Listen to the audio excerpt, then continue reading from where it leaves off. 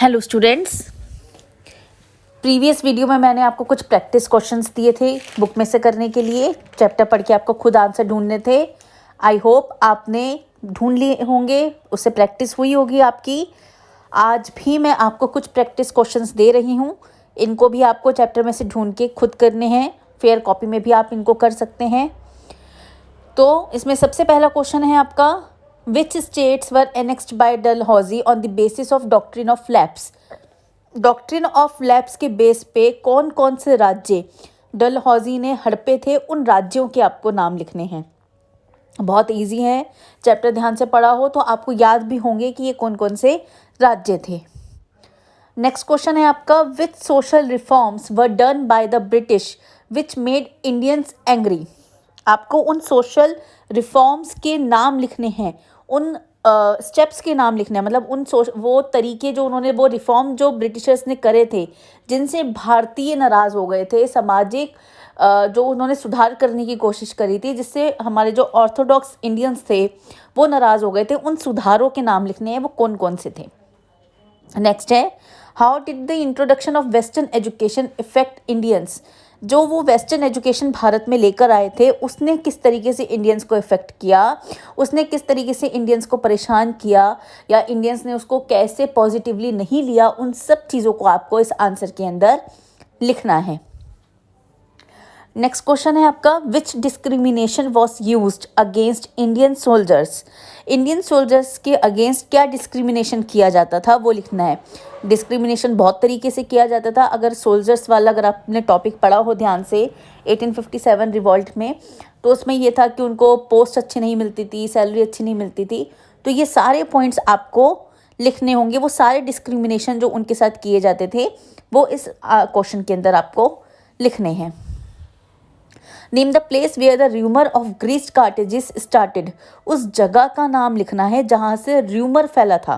Question को आप ध्यान से समझे, र्यूमर फैला था, जहाँ से स्टार्ट हुआ था रिवॉल्ट, उस जगह का नाम नहीं लिखना है। जहाँ से अफवाह उड़ी थी कि ये जो ग्रीस्ड कार्टेजेस हैं ये गाय और सुअर की चर्बी से बने हैं, वो अफवाह कहाँ से शुरू हुई थी, उस जगह का नाम लिखना है। What was the motive behind the proclamation of Queen Victoria? तो क्वीन विक्टोरिया का प्रोक्लेमेशन लेकर आए थे वो आफ्टर 1857 रिवॉल्ट, उसमें कुछ पॉइंट्स लेकर आए थे। वो उन पॉइंट्स को नहीं लिखना है आपको ये लिखना है कि वो लेकर आने के पीछे उनका मकसद क्या था। बेसिकली ब्रिटिशर्स क्या सोचकर जो है वो ये प्रोक्लेमेशन लेकर आए थे। ये आपको मिल जाएगा बहुत इजीली, थोड़ा सा ध्यान से पढ़िएगा चैप्टर को, आपको बहुत इजीली मिल जाएगा। पर ध्यान रखिए उन पॉइंट्स को नहीं लिखना है जो प्रोक्लेमेशन में दिए गए हैं। ये मैं बार बार आपको बोल रही हूँ क्योंकि अगर एग्ज़ाम में भी आ जाता है और अगर आप पॉइंट्स लिख दोगे तो आपको उसके नंबर नहीं मिलेंगे।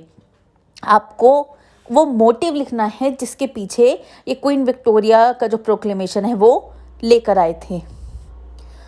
नेक्स्ट क्वेश्चन है आपका, who hatched a conspiracy against Sirajuddaula? Sirajuddaula के अगेंस्ट किसने कॉन्स्पिरेसी करी थी, उसका नाम लिखना है। उस ब्रिटिश ऑफिसर का नाम आपको लिखना है जिसने सिराजुद्दौला के अगेंस्ट षड्यंत्र रचा था।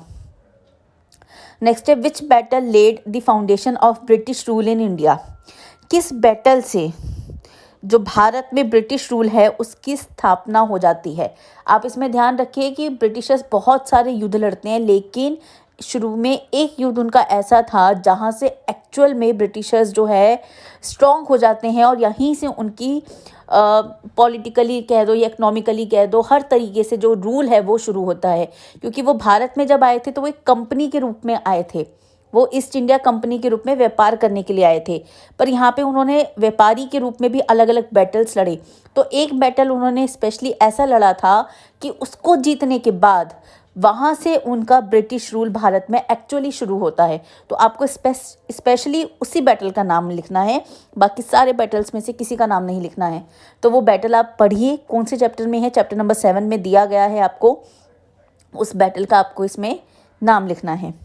तो ये आपके प्रैक्टिस क्वेश्चंस थे, इनको आप तैयार कर लें, पेपर में आ भी सकते हैं ये, या फिर इनको मिक्स करके भी दिया जा सकता है। और आई होप आप अच्छे से पेपर करेंगे बिना कन्फ्यूजन के, कॉन्फिडेंस के साथ। All the best for your exams.